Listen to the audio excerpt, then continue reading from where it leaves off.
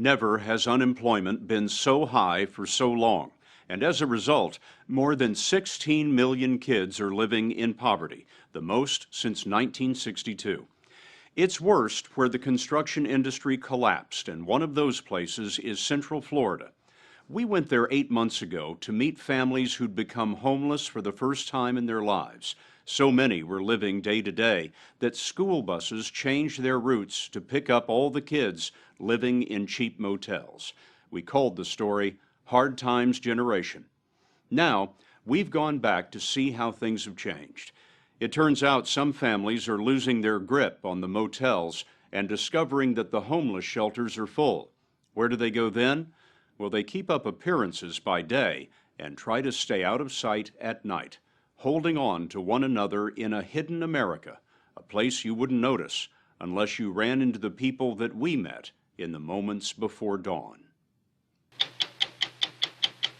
The story will continue in a moment.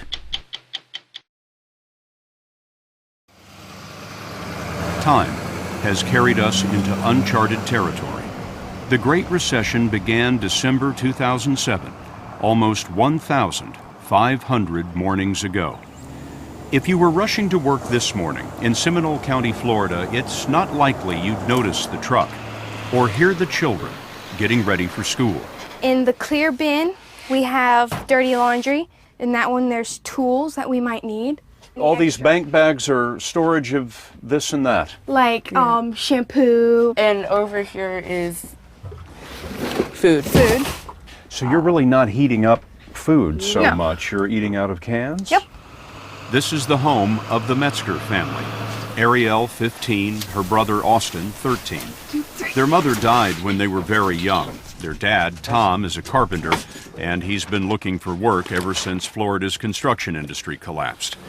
When foreclosure took their house, he bought the truck on Craigslist with his last $1,000. Tom's a little camera shy, thought we ought to talk to the kids, and it didn't take long to see why. How long have you been living in this truck? About 5 months. What's that like? It's an adventure. Yeah, that's how we see it.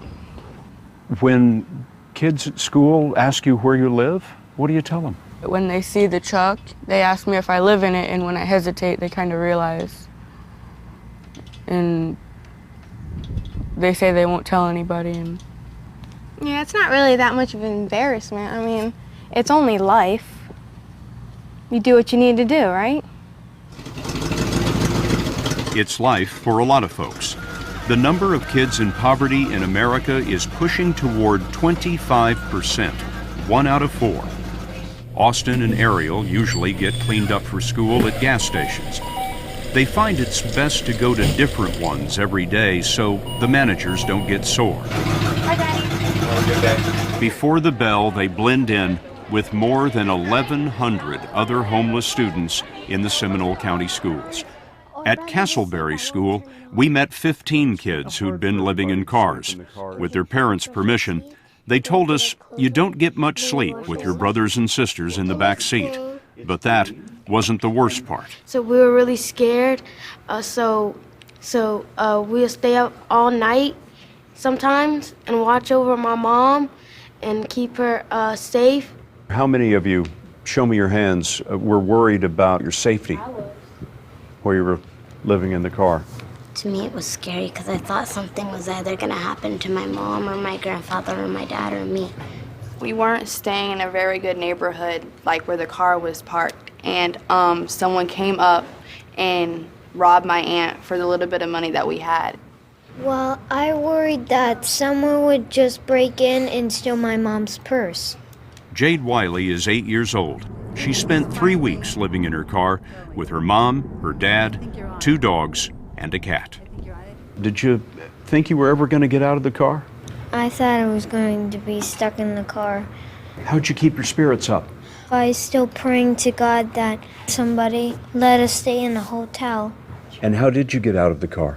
Well, there's this nice lady named Beth, and then she gave us a lot of money so we could stay at the hotel, and now I'm staying at the hotel. She said that a nice lady named Beth came and gave the family money. Well, a nice community came I just delivered it. Beth Davalos runs programs for homeless kids in the Seminole County schools. This is the video that she shot when she found Jade's family. But we deal with it. Every day we deal with it when we live in the car. We're gonna go get you a hotel room now. How do you feel about that? Happy. When Davalos hears of a student on the street, she uses county money and donations to get temporary shelter in a motel. Good job. The money she had for Jade's family lasted only a month, so the Wileys and Jade are painting the rest of the motel in exchange for a room. But this is rare. Of all the homeless families in Florida, 2/3 are living on the street. I hear about it every week, every couple of days. If they're not living in the car right now, they are avoiding it. Some of them don't even have cars to live in, or they recently got out of it. Why is it happening right now? The longevity of homelessness continues to rise. So people are running out of resources. The unemployment runs out, their savings run out, the family that lent them money does not have it anymore because they're looking at economic hardship. And before you know it, they find themselves living in their car because they just ran out of all options. Earlier this year, when folks heard about the homeless students in Central Florida, $4 million in donations poured in. Beth Davalos set up food banks in 41 Seminole County schools. They gathered up clothing for the kids and shelled out cash for motel rooms. I really appreciate it. $4 million is a lot of money, but think of this. Of all the families without shelter in America, 1/3 are in Florida. At Castleberry School, we sat down with the Coates family. Instead of 3 meals a day, we ended up doing 2 meals a day. And then there was this one day where we didn't have any more money, and that's how we ended up in the car. Last year, the Coates left Washington, D.C. for a new life in Florida, but the jobs dried up. When the savings went, Victoria and D'Angelo learned how to be homeless. They found out there's a checklist for living in a car. You want security, lighting, a place where you might be welcome, or at least a place busy enough to hide in. Walmart lots can be good, it depends on the manager. YMCAs mostly look the other way. D'Angelo settled outside a hospital emergency room. And we knew that through being there, we could at least brush our teeth in the morning, go to the bathroom if we need to in the middle of the night. And I'm sitting on a cooler in between our vehicle and another vehicle, just to make sure they're okay. Standing guard all night. Yep. D'Angelo, what does a man think about sitting on a cooler all night with his family in the car next to him? At that moment, I guess I feel less than a dad, I guess I can say, or as a husband, because I'm not able to provide for my family. Going into that car really did something to me. I felt helpless. I felt like I couldn't help my children. I am willing to bet that the whole time you were in the car, you didn't cry once, did you? Mm-hmm. Not in front of these guys. When it came time to put the girls in school, the school must have asked you for an address. That, okay, well, you have these boxes to choose, and you had one that said shelter. You checked the shelter box? Yeah. There was no box for car, No, so you lied to them. basically. You do what you have to do. There was not an option to take my girls away. I wonder if some of these families are hiding from the system, hiding from you. Yeah. Because as one woman put it to us today, she said, I was afraid that if they found out we were living in the car, the state would take my children away from me. Yeah, they're scared.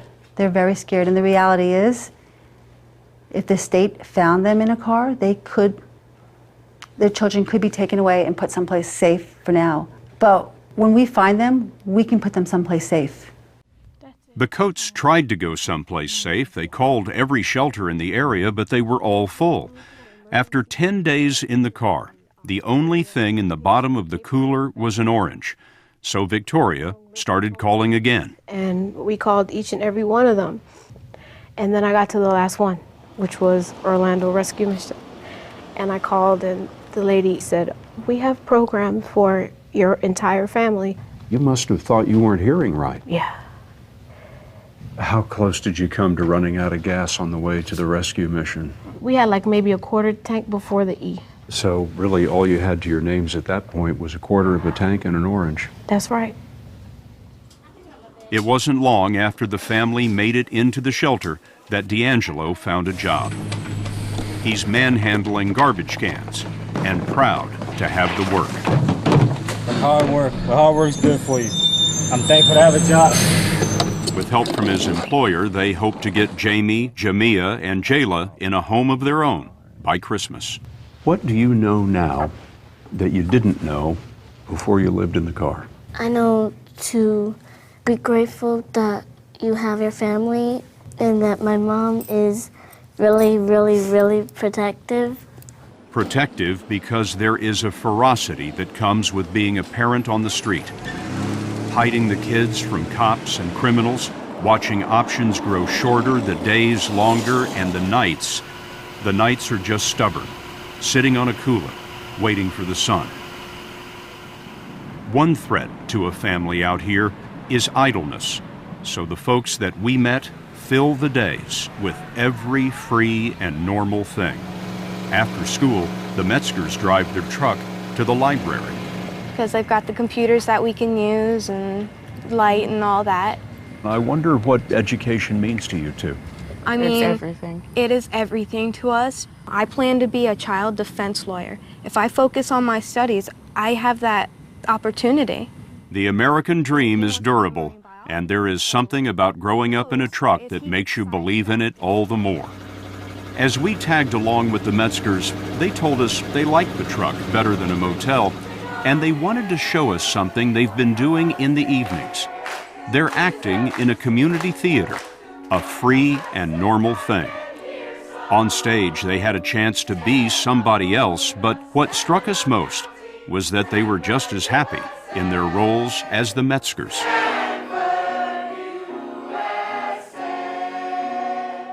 Before the truck, I always saw all these homeless people and I would feel so bad for them. And then as soon as we started living in the truck ourselves, I've seen even more and I just feel so bad. And even though I'm homeless myself, I want to do as much as I can to help them get back up on their feet. You sound very adult to me. She is. She likes to take over. And you too a little bit, Austin. You had to grow up pretty fast. Yeah. Yeah. Every time I see like a teenager or any other kid fighting with their parents or arguing with them and like not doing what they're told, it really hurts me because they could be in my shoes, and of course I don't want them to be in my shoes, but they need to learn to appreciate what they have and who they have in their life because it may be the last day they might have it. At the end of this day, when the play was over and the kids were ready for bed, Tom Metzger judged the lighting behind the theater and decided this was as good a spot as any in Seminole County to make a home for the night.